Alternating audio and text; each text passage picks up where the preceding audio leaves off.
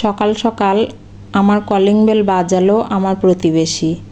দরজা খুলতেই বলল, আপনার ব্যালকনির লাইট কাল সারা রাত জ্বলছিল কেন?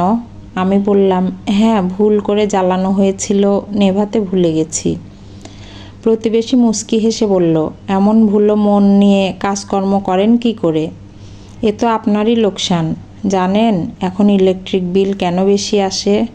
শুধু ইউনিট খরচ বেড়েছে বলে নয়, আমাদের এসব কেয়ারলেস কাণ্ড কারখানার জন্য। এই যে আপনি বিনা কারণে বেলকনির লাইট জ্বালিয়ে রাখলেন, এতে দেশেরও ক্ষতি। অযথা বিদ্যুৎ শক্তির অপচয় করলেন তো। আমি বারবার বলছিলাম, হ্যাঁ দিদি, ভুল হয়ে গেছে। তবে ওই লাইটটা খুবই কম পাওয়ারের ছিল, কিন্তু সে বেশ লম্বা লিস্ট দিচ্ছিল ঠিক কী রকম ক্ষতি হলো। একটু পরেই ওর মেয়ে চিৎকার করে ডাকছিল, মা, তুমি দুধ বসিয়ে চলে গেছো।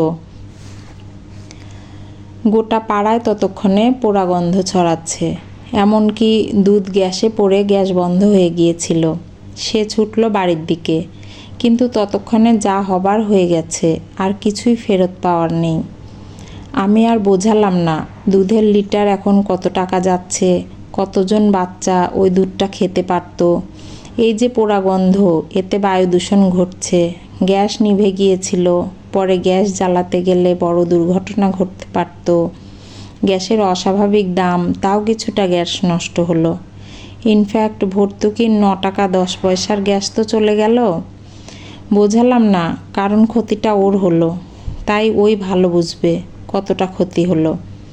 সাধারণত আমরা প্রতিবেশীদের বেশি ভালোবাসি, তাই পাশের বাড়ি থেকে প্রতিবেশী রাজ্য বা দেশে কোথায় কি হচ্ছে তার খোঁজ নিয়ে বেড়াই, প্রতিবাদে মুখর হই।